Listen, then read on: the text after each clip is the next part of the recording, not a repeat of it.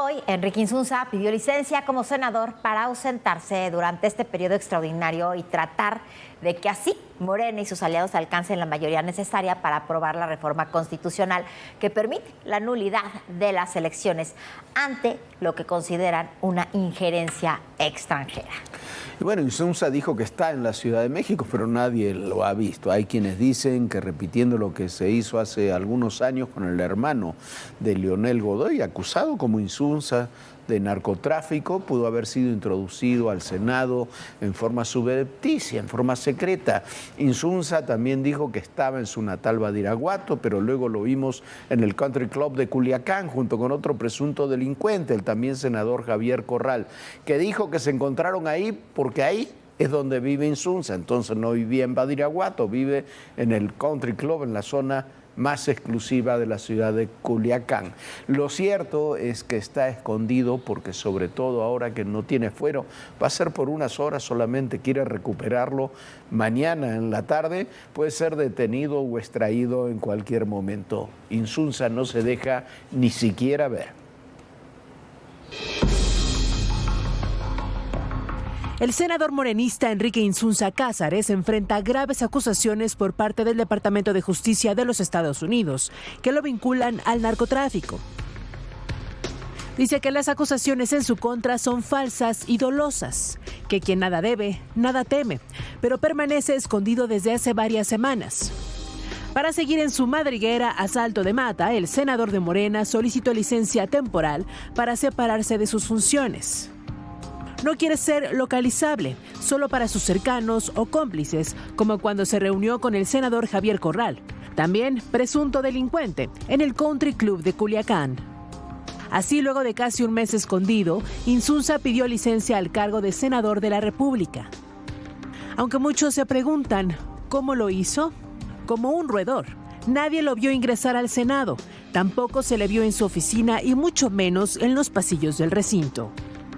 Sin embargo, en sus redes sociales, el senador de Morena aseguró que asistió a la Cámara Alta, así como aseguraba que estaba en Badiraguato y como prometía que se presentaría en las sesiones de la permanente y nunca ocurrió. Con ello, el morenista acusado de narcotráfico por Estados Unidos perdió el fuero, pero será únicamente por 2 días, según su solicitud.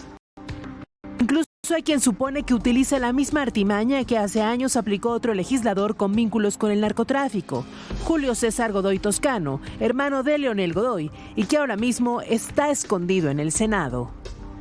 Licencia que ni los propios morenistas saben cómo responder y terminan por hacerse los chistosos. Entonces hoy no veremos al Senado. No lo vamos a ver. Ya les quitamos el show. Quien sí toma con la seriedad que merece un tema tan delicado es la oposición. La senadora del PRI, Carolina Villano, aseguró que si fuera inocente no estaría escondiéndose de la ciudadanía. Es un farsante. Eso es lo que yo podría decir, que es un farsante. Hoy se cree filósofo, hoy se cree el gran jurista, el hombre de Estado. No se comporta como tal. Todo el mundo sabe que es un vulgar narcotraficante. Eso es lo que es. Y si realmente no debiera nada, les da la cara a ustedes y le da la cara al pueblo de México. O sea, realmente lo que él hace es esconderse tras su teléfono para grabar mensajes y es un verdadero farsante. Eso es lo que es. No es digno de ocupar este cargo en el Senado. Él pertenece a la narcobancada. Al igual que el narcogobernador con licencia Rubén Rocha Moya, Enrique Insunza es uno de los 10 funcionarios acusados por Estados Unidos de conspiración para la importación de narcóticos, posesión de ametralladoras y dispositivos destructores, así como la conspiración para poseerlos.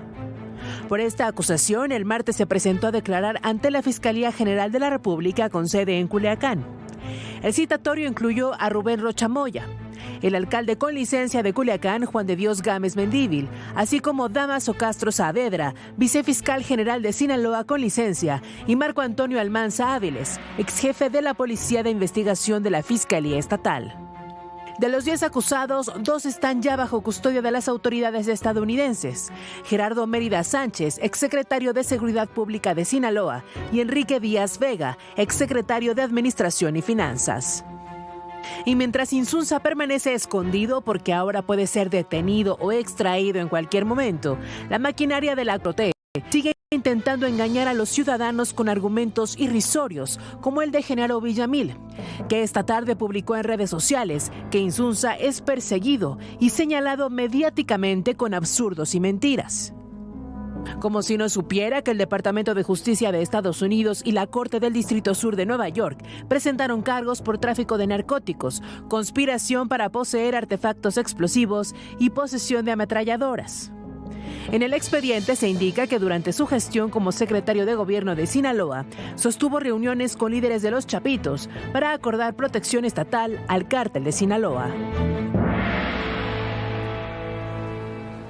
Y bueno, Insunza y Rocha son delincuentes buscados por Estados Unidos. Ahí están las pruebas, los testimonios, los de Enrique Díaz y Gerardo Mérida, pero además están los testimonios de Ovidio Guzmán, de su hermano Joaquín, de Mayo Zambada, de buena parte, de la enorme mayoría de los 92 narcotraficantes que envió México a los Estados Unidos, que están colaborando con la justicia de ese país.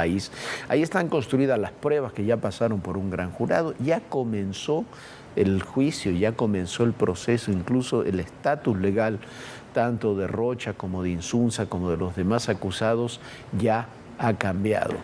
Que Ignacio Mier, otro que participó en aquellos procesos electorales en el 18, en el 21 de Sinaloa, diga que nos quitaron el show, o que este hombre que es difícil de describir como Genaro Villamil, diga que lo que hay contra Insunza es una persecución mediática cuando hay una acusación clarísima de la fiscalía más importante de los Estados Unidos, que es la del sur de Nueva York, raya francamente en la protección y en lo ridículo. Bueno, Jorge, pero además de todo, Nacho Mier no se imagina, por supuesto, que tras las acusaciones que hay en Estados Unidos y las investigaciones que hay, quien va a estar en el show es precisamente él, explicando cómo fue que operó la elección en Sinaloa y en Tamaulipas, porque los dos gobernadores que están siendo señalados, pues es el Américo Villarreal en Tamaulipas y la agente Rubén Rocha Moya y la agente Rubén Rocha Moya. Pero bueno, el dato que tienen los estadounidenses es que Nacho Mier es precisamente el que operó esa elección. Y fue una sesión maratónica que incluyó el cruce de acusaciones entre morenistas, aliados y diputados de oposición. El debate sobre la reforma que busca crear una comisión del INE para filtrar candidaturas de personajes relacionados con el narcotráfico, que por supuesto provocó escozor entre los legisladores que intercambiaron señalamientos sobre personajes que mantienen actividades ilícitas o que han enfrentado procesos judiciales.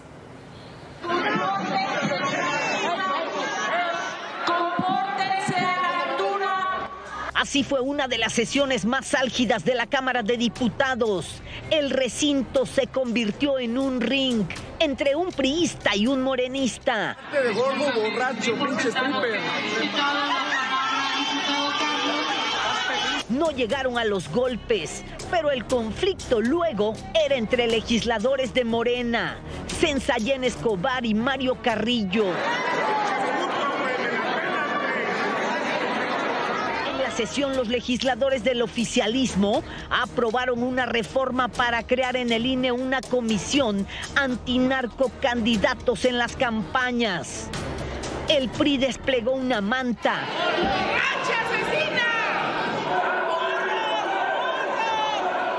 y ligó a morenistas con el narcotráfico.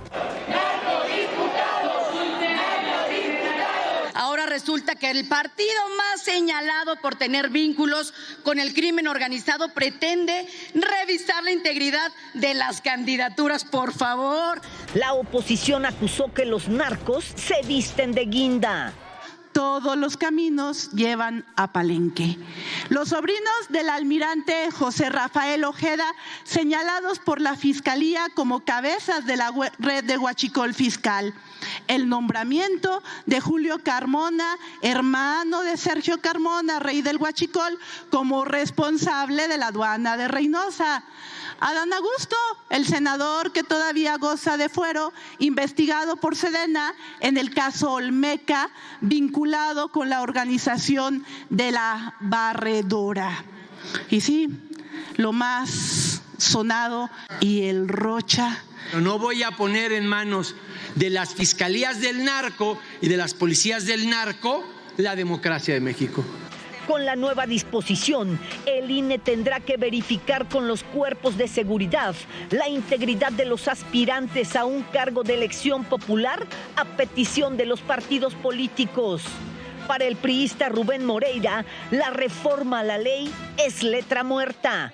Esa comisión riñe con la presunción de inocencia. Esto no va a ayudar a evitar que el crimen se meta en las elecciones. ¿Por qué van a votar una comisión pedorra que no sirve para nada? Pero Morena y aliados aplicaron la aplanadora. La comisión antinarcocandidatos se aprobó en medio de una jornada que se prolongó 33 horas en San Lázaro y casi termina a golpes. Si son tan amables, compórtense a la altura de su responsabilidad. Maxi Peláez, Azteca Noticias. Sí, eso sí es un show y es además una vergüenza. Esa comisión que se aprobó ya en Cámara de Diputados, que tendrá que aprobarse ahora en senadores, es vergonzosa. No hay posibilidades. El propio INE dice que no puede dedicarse a esas tareas y se la enjaretaron igual. Si no, aquí no importa. Lo que importa es tener un instrumento para descarrilar a candidatos, sobre todo de la oposición. Mientras en el Congreso hacen estas reformas para proteger a Morena y a sus candidatos, como esta comisión de vigilancia, en Estados Unidos no quitan el dedo del renglón. Y a las acusaciones, a las declaraciones públicas de todo tipo de funcionarios, se suman también las filtraciones. La más reciente, la de Reuters, con toda la trama del contrabando de combustibles. Pero eso dio pie a que se conformara también una comisión bicameral en el Congreso de los Estados Unidos para investigar el tema. La madre de todas las estafas, el llamado huachicol fiscal, pasará a la historia de México como uno de los capítulos más vergonzosos, envueltos en una trama de corrupción, sangre y esperemos que no de impunidad. Sin duda es el mayor caso de corrupción en la historia reciente de este país. Expertos aseguran que supera por mucho el caso Segalmex, fraude emblemático que marcó el sexenio de Andrés Manuel López Obrador. El monto desviado, el monto desfalcado a las arcas públicas se estima en 600,000 millones de pesos, que esto equivale a 40 veces el caso Segalmex. La red de corrupción que representa el huachicol fiscal involucra a todos los niveles del gobierno federal, gobiernos locales, crimen organizado, empresas encargadas de la distribución de combustible introducido ilegalmente al país. La estructura tan grande, tan compleja, tan profunda, que no se puede entender más que con la tolerancia o la complicidad de autoridades federales en el gobierno de López Obrador. Había una intención deliberada de no concluir con esta trama criminal. Todas esas tranzas pues llevaban el visto bueno del presidente. No es cierto que el presidente no sepa o no se entere. El presidente de México está informado de todo. El gabinete del presidente López Obrador conocía con exactitud, tenía un diagnóstico muy preciso, muy detallado de las empresas, los personajes, los puertos de entrada, los volúmenes de combustible que se introducían, es decir, tenían todo el panorama que les permitía intervenir para desmantelar toda esa estructura. El huachicol fiscal permeó a las campañas políticas de Morena. El encargado de proveerlas de recursos era el rey del huachicol. Sergio Carmona es un actor central en toda esta trama de corrupción. Se ha demostrado que financió campañas políticas de Morena. Las indagatorias de la Fiscalía General de la República se han quedado cortas. Hay una declaración de un testigo que no se le ha puesto suficiente énfasis, donde refiere ese testigo que un hijo del presidente, ¿sí?, ya había llegado a acuerdos con el secretario Harfuch. Cuando se llega a ese punto donde un testigo refiere a un hijo del presidente, la Fiscalía ya no profundizó en el interrogatorio. Las investigaciones del huachicol fiscal fueron posibles por la presión ejercida por los Estados Unidos. De no ser así, sería el crimen sin fin. Federico Anaya, Azteca Noticias. Una gran investigación esta de Raúl Olmos, un muy buen libro, el que hace sobre el huachicol fiscal, sobre el contrabando de combustibles, pero hay que recordar además la investigación que dio a conocer el día de ayer Reuters. ¿Por qué es muy importante? Primero porque es una suerte de filtración, le dan una serie de información que Reuters además confirma en México y demás. Es un trabajo periodístico pero muy bien hecho, tan bien hecho como el de Raúl Olmos. Pero ¿qué es lo importante de lo que descubre Reuters? Por primera vez se establecen los lazos entre la trama de los contrabandistas de combustibles, los que manejó en su momento Carmona y que después manejaron, se dicen, los contraalmirantes, los hermanos Farías y muchos otros personajes, con los funcionarios de gobierno, sobre todo los que estaban en aduanas y en la Marina, con políticos y funcionarios de todo tipo, llevando ligas que llegan hasta los hijos del expresidente López Obrador y Adán Augusto López, y a todos ellos los liga con el cártel Jalisco Nueva Generación. Es la primera investigación que tiene datos de toda esa trama, incluyendo empresarios que trabajan con todos ellos en México y en Estados Unidos con el cártel Jalisco Nueva Generación. Y esto es importante. ¿Por qué? Porque esta investigación se sigue además en Estados Unidos, porque ahí es donde se cometieron parte de los delitos. Todo eso es lo importante y es la trama que sigue creciendo y que sigue ahí haciendo cada día más compleja la relación de México con los Estados Unidos. ¿Por qué? Porque en esta trama, en esta investigación del contrabando de combustible, una vez que se llegó a los hermanos Farías, ahí se frenó la investigación y no se quiso seguir ni hacia arriba, hacia las cabezas, ni hacia abajo, hacia quienes compraban, distribuían y lavaban el dinero de este negocio que implica 34,000 millones de dólares. No es un peso más, un peso menos. Sí, ¿no? Bueno, y mientras tanto, el gobierno de Guatemala solicitó asesoría en materia de inteligencia. ¿A quién cree? Pues nada más ni nada menos que a Estados Unidos, porque en Guatemala dicen que buscan hacer frente a las amenazas contra el crimen organizado. Las fronteras de Guatemala se han convertido en un blanco fácil para el crimen organizado. Comunidad de San José Las Lágrimas en Chiquimula, frontera con Honduras. Un grupo de hombres armados con varios vehículos ingresaron desde Honduras por un punto no autorizado. Quemaron 12 viviendas y dispararon en varias ocasiones. Se pudo observar al convoy de vehículos y personal civil armado con pasamontañas, equipos tácticos y armamento similar al nuestro, en donde al detectar el movimiento de la patrulla del Ejército de Guatemala, efectuaron detonaciones de arma de fuego en dirección a donde se encontraba la patrulla. Este incidente dejó a uno de los habitantes del lugar sin vida. La vigilancia es permanente en el lugar. A 496 kilómetros de distancia, en Ayutla, San Marcos, frontera con Chiapas, México. El ejército guatemalteco detectó y desmanteló un narcolaboratorio en la comunidad El Zanjón, San Lorenzo. Considerado como un laboratorio madre, creo que es el más grande que se ha agarrado en la historia de Guatemala. Son 3 inmuebles. Un inmueble hay armamento, en otro inmueble también hay armamento y en la casa grande, que es una bodega, prácticamente se encontró el laboratorio. Las investigaciones apuntan a que la cocaína que se elaboraba en ese lugar tenía destino final los Estados Unidos. El gobierno guatemalteco confirmó que ante los riesgos actuales se solicitó apoyo en materia de inteligencia del gobierno norteamericano para hacerle frente a las amenazas del crimen organizado. Esto no incluye la intervención de efectivos militares en el territorio nacional. Lo que hemos hecho es solicitar al gobierno de los Estados Unidos la cooperación para apoyar estas operaciones lideradas por las fuerzas de Guatemala.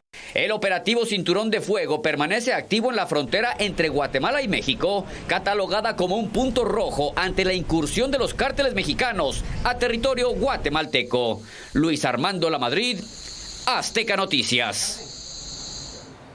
Bueno, el presidente Arévalo dijo esto después de que se había publicado en la mañana de hoy un largo reportaje en el New York Times dando detalles de cómo el gobierno de Guatemala le autorizó al gobierno de Estados Unidos que pueda realizar, como ya realiza en Ecuador, operaciones militares contra el narcotráfico en territorio de Guatemala. Incluso este decomiso que veía usted de este laboratorio de cocaína estaría relacionado con la información de inteligencia proporcionada por los Estados Unidos, tanto este en San Marcos como otro en el Petén. ¿Qué es lo importante de esto? Lo que dice el New York Times, que eso se acordó en una llamada telefónica entre el presidente Arévalo y Peter Hesh, el secretario de Guerra de la Unión Americana, y que es parte de lo que ya anunció Peter Hesh el lunes en esto que dijo que comenzaba una guerra contra los cárteles.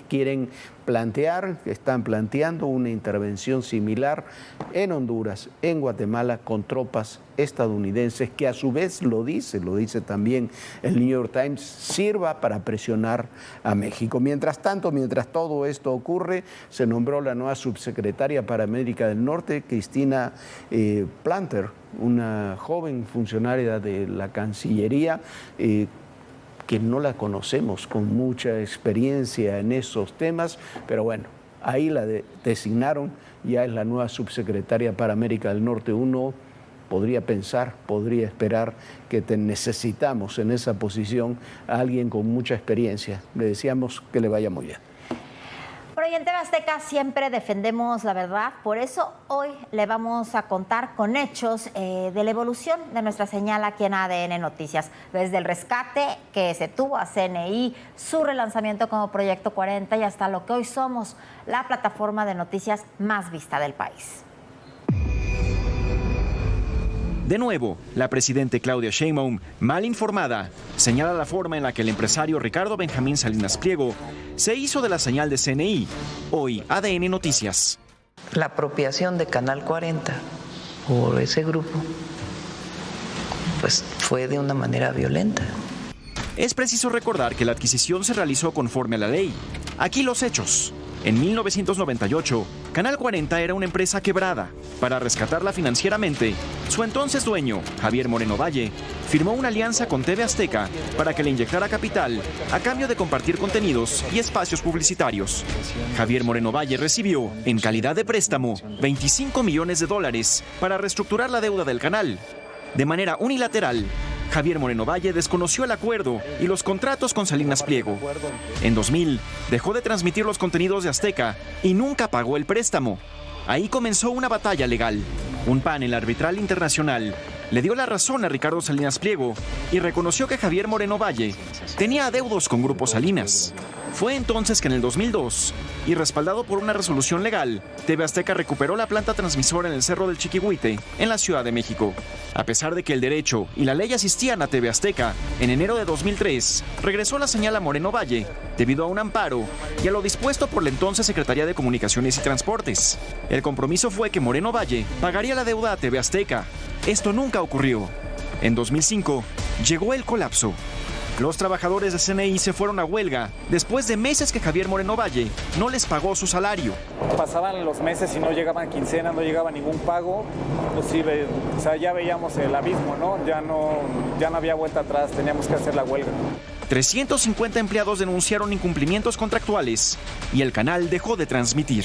Fue muy difícil, fue de los retos más difíciles que he tenido en mi vida, porque mi esposo también estaba ahí y teníamos niños chiquitos. Valle enfrentó acusaciones de fraude y salió de México.